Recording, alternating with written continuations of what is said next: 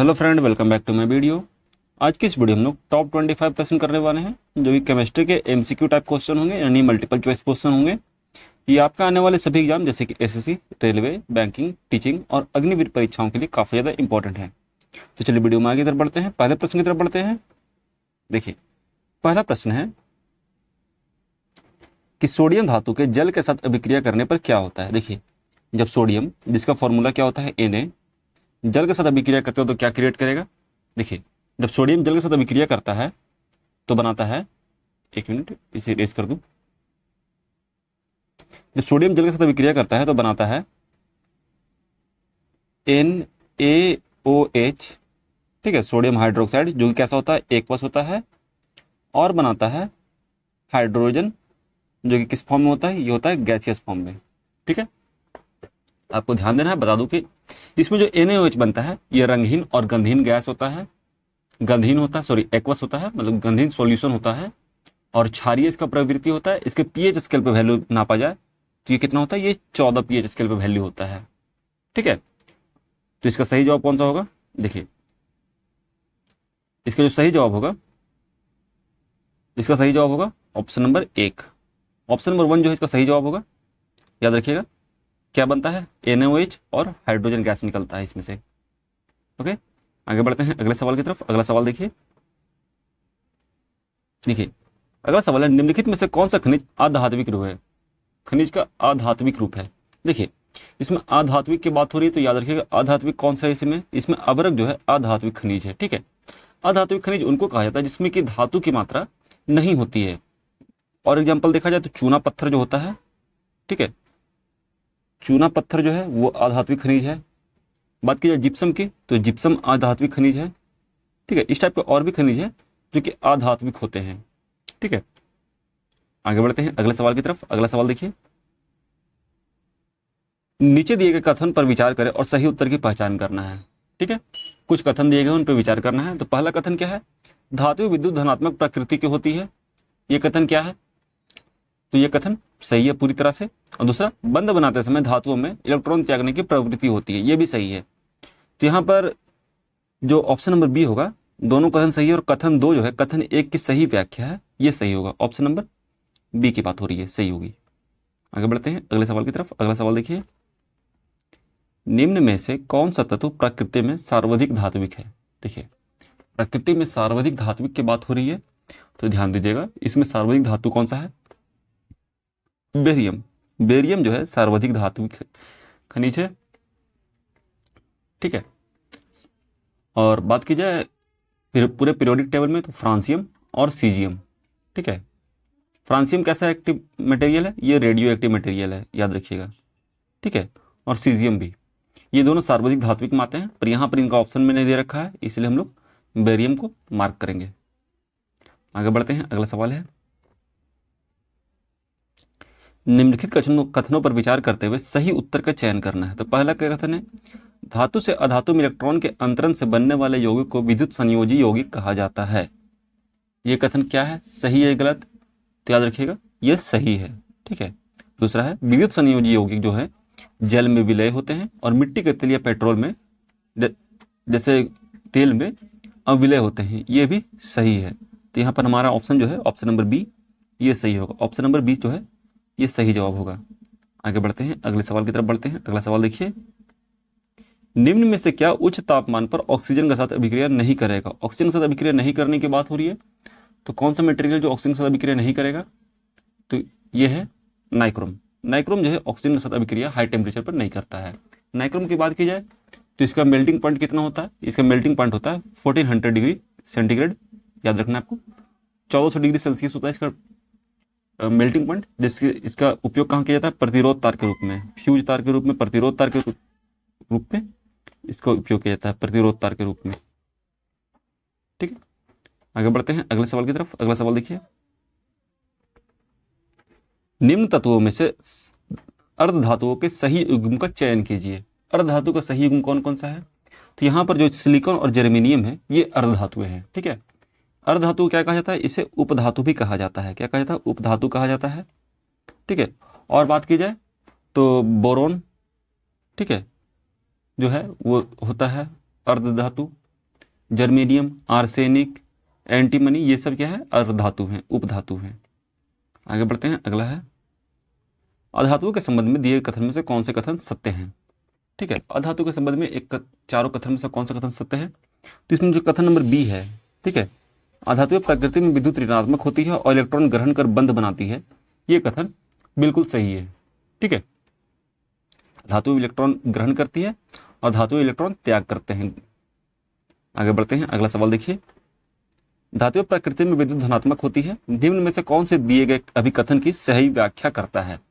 तो कौन सा सही कथन की सही व्याख्या करता है? तो यहाँ पे जो कथन नंबर ए है, धातु धनायन बनाने के लिए इलेक्ट्रॉन त्याग करती है, यही इसे विद्युत धनात्मक बनाती है। ठीक है, इलेक्ट्रॉन त्याग करके धातु कैसे पॉजिटिव चार्ज क्रिएट करते हैं, तो विद्युत धनात्मक बन जाते हैं, इसलिए इसको ऑप्शन नंबर एक सही होगा। ठीक है, आगे बढ़ते हैं अगले सवाल की तरफ। अगला सवाल देखिए, धातुओं के संबंध में निम्न में से कौन से कथन सही नहीं है? सही नहीं की बात हो रही है, तो याद रखिएगा जो धातुएं होती हैं वो कैसे अम्लीय ऑक्साइड बनाते हैं? ठीक है, अम्लीय। ठीक है, ये सही नहीं है। धातुएं कैसे ऑक्साइड बनाएंगे? धातु का ऑक्साइड का नेचर जो होता है, याद रखिएगा, क्षारीय होते हैं। ठीक है, धातु ऑक्साइड कैसा होता है नेचर में? ये क्षारीय नेचर का होता है, यानी कि बेसिक इन नेचर होता है, इसलिए ऑप्शन नंबर ए सही होगा। अगला है, निम्न में से किस धातु में संक्षारण कारण हरे रंग की परत बनती है? तो याद रखिएगा कौन सा धातु हरे रंग का परत बनाता है? ये बनाता है तांबा। तांबा जो है हरे रंग का परत बनाता है जब ये कार्बन डाइऑक्साइड, ऑक्सीजन और वाटर के साथ रिएक्शन करता है, तो बनाता है CuOH का होल ट्वाइस, ठीक है, प्लस CuCO3 का एक केमिकल बनाता है जो कि हरे रंग का होता है, जिसे हम क्या कहते हैं? कॉपर कार्बोनेट और कॉपर हाइड्रोक्साइड। ठीक है, ये होता है कॉपर कार्बोनेट और ये होता है कॉपर हाइड्रोक्साइड, जो कि हरे रंग का होता है। आगे बढ़ते हैं अगले सवाल की तरफ। अगला सवाल देखिए, किस धातु का अपरूप यानी कि एलोट्रॉप विद्युत का सुचालक होता है? तो ये होता है कार्बन का। कार्बन का अपरूप कौन सा होता है? एक होता है ग्रेफाइट, ठीक है, और एक होता है हीरा। तो इसमें से जो ग्रेफाइट होता है ये विद्युत का सुचालक होता है, तो कार्बन का अपरूप सही जवाब होगा ऑप्शन नंबर सी। आगे बढ़ते हैं, अगला सवाल है, निम्नलिखित में से किसका मुख्य रूप से फोटोवोल्टिक सेल सौर सेल बनाने के लिए उपयोग किया जाता है? तो फोटोवोल्टिक जो सौर सेल बनता है ये किससे बनता है? तो ये बनता है सिलिकॉन से, ऑप्शन नंबर ए सही होगा। सिलिकॉन का उपयोग किया जाता है सौर सेल बनाने में, जो भी सोलर प्लेट होता है उसमें सिलिकॉन का उपयोग किया जाता है। आगे बढ़ते हैं, अगला देखिए, निम्न में से कौन सा धातु इतना मृदु है कि इन्हें चाकू से काटा जा सकता है और इनका घनत्व कम है और गलनांक निम्न होता है? तो यह है lithium, sodium, potassium, option number 4, option number D जो भी है ये सही होगा। ये काफी मुलायम होते हैं और इनके संयोजी कोष में, जो भी संयोजी कोष होता है उसमें केवल एक इलेक्ट्रॉन होता है। ठीक है, ये मुलायम होते हैं और वाटर के साथ काफी ज्यादा विग्रसली रिएक्ट करते हैं। आगे बढ़ते हैं, अगला है, निम्नलिखित में से कौन अधात्विक खनिज का उदाहरण है? अधात्विक खनिज की बात हो रही है, तो अभी बताया आपको चूना पत्थर, लाइमस्टोन जो है एक अधात्विक खनिज है। ठीक है, बात की जाए और जो ऑप्शन दे रखे हैं, इसमें जो हेमेटाइट है, पायराइट है और बॉक्साइड है, ये सब क्या है? ये अयस्क है। ठीक है, किसी न किसी मेटल को इससे निकाला जाता है। आगे बढ़ते हैं, अगला सवाल देखिए, धातुओं के पतले तार में खींचे जाने की क्षमता क्या कहलाती है? तो ये कहलाती है तन्यता। तन्यता क्या कहलाती है? जब धातु को पतला तार में खींचते हैं और जब उसको पीट के सीट बनाएंगे तो उसे कहेंगे आघात वर्धन्यता। ठीक है, ऑप्शन नंबर ए सही होगा। आगे बढ़ते हैं, अगला सवाल देखिए, निम्नलिखित में से कौन सा सामान्यतः धातुओं का गुण नहीं है? नहीं की बात हो रही है, तो कौन सा गुण नहीं है धातु का? तो यह है, सॉरी, अधातु की बात हो रही है। अधातु का चालक जो है ये गुण नहीं होता है। अधातु कैसे होती है? विद्युत का कुचालक होते हैं। क्या होते हैं? विद्युत और उष्मा के कुचालक होते हैं, इनसे विद्युत या फिर उष्मा ट्रांसफर नहीं हो सकता है।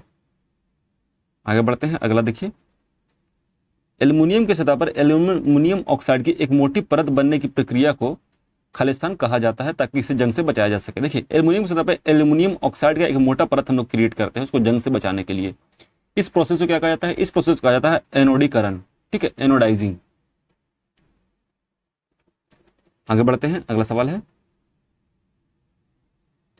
एनोडाइजिंग प्रक्रिया में किस अम्ल का उपयोग किया जाता है? तो याद रखिएगा, एनोडाइजिंग जो अभिक्रिया होती है जिसमें हम लोग एल्युमिनियम के ऊपर एल्युमिनियम ऑक्साइड का परत चढ़ाते हैं, इसमें हम लोग यूज करते हैं H2SO4 यानी कि तनु सल्फ्यूरिक अम्ल। ठीक है, सल्फ्यूरिक एसिड का फॉर्मूला क्या होता है? H2SO4। तो यहाँ पे हम लोग क्या लगाएंगे? ऑप्शन नंबर बी लगाएंगे, तनु सल्फ्यूरिक अम्ल। ठीक है, ये क्वेश्चन जो है एग्जाम में पूछा गया है। अगला सवाल देखिए, प्रकृति में पाए जाने वाले धातुओं के यौगिक को खालिस्तान कहा जाता है। तो प्रकृति में जो भी धातु के यौगिक मिलते हैं उन्हें कहा जाता है खनिज। ठीक है, खनिज को दो भाग में बांटा जाता है, अयस्क और एक और पार्ट होता है उसमें बांटा जाता है। ठीक है, आगे बढ़ते हैं। अगला है, निम्नलिखित में से कौन थोरियम का अयस्क है? थोरियम का अयस्क, थोरियम किससे निकाला जाता है? तो ये निकाला जाता है मोनाजाइट। मोनाजाइट एक टाइप का रेत होता है या सैंड होता है जिससे निकाला जाता है थोरियम। ठीक है, मोनाजाइट। ऑप्शन नंबर सी सही होगा। आगे बढ़ते हैं। अगला सवाल देखिए, संक्षारण एवं जंग लगने से बचाने के लिए लोहे पर किए जाने वाले विद्युतीय लेपन में किस धातु का उपयोग किया जाता है? देखिए, संक्षारण और जंग लगने से बचाने के लिए जो लोहा पर हम लोग विद्युत लेपन उपयोग करते हैं उसमें हम लोग जिंक का या जस्ता का उपयोग करते हैं जिसका फॉर्मूला होता है Zn। ठीक है, आगे बढ़ते हैं। अगला सवाल देखिए, इस्पात को कठोरीकृत करने के लिए किस रासायनिक तत्व की आवश्यकता होती है? देखिए, इस्पात जो होता है उसका नेचर हो जाता है मुलायम होने का, उसको कठोर बनाया जाता है। उसके लिए हम लोग किसका उपयोग करते हैं? मैग्नीज का, Mn। क्या सिंबल होता है इसका? M और N। ठीक है, आगे बढ़ते हैं। अगला सवाल देखिए, निम्नलिखित में से कौन एक अलोह धात्विक खनिज है? अलोह धात्विक खनिज की बात हो रही है, तो कौन सा खनिज है? यह है अभ्रक। अभ्रक जो है अलोह धात्विक खनिज है जिसका उपयोग किस लिए किया जाता है? इसका उपयोग होता है विद्युत और इलेक्ट्रॉनिक उद्योग में। ठीक है,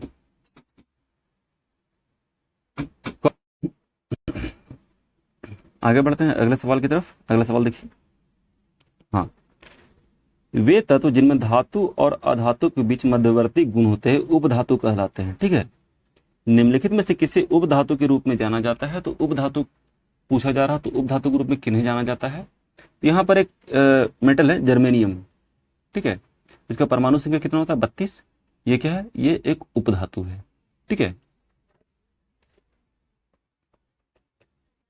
और बाकी तीन जो है ये धातु की कैटेगरी में आते हैं, आयोडीन अधातु कैटेगरी में आता है। आगे देखिए, निम्नलिखित में से कौन सा लेड का अयस्क है? लेड की बात हो रही है, तो लेड का अयस्क क्या होता है? गैलेना। ठीक है, गैलेना जो है ये लेड का अयस्क है। ठीक है, लेड का फॉर्मूला की बात हो जाएगी। ठीक है, तो लेड का फॉर्मूला क्या होता है? Pb सिंबल होता है, और परमाणु संख्या कितना होता है इसका? 82 होता है। आगे बढ़ते हैं। अगला सवाल देखिए, इनमें से कौन कमरे के ताप पर द्रव अवस्था में मौजूद एकमात्र अधातु है? तो कौन सा है? तो याद रखिएगा ये होता है bromine. Bromine, option number B जो है ये हमारा सही जवाब होगा। ठीक है, इसका परमाणु क्रमांक की बात की जाए तो 35 होता है, सिंबल की बात की जाए तो Br होता है। ठीक है, Br जो है इसका सिंबल होता है, परमाणु क्रमांक 35 होता है। आगे बढ़ते हैं। इतना ही था फ्रेंड, तो आज की वीडियो में इतना ही था। मिलते हैं नेक्स्ट वीडियो में। अगर वीडियो अच्छा लगा तो प्लीज वीडियो को लाइक करिए, चैनल को सब्सक्राइब करिए इस टाइप की और वीडियो के लिए। मिलते हैं नेक्स्ट वीडियो में, तो देखिए थैंक यू, अपना ख्याल रखिएगा and finally thanks for watching.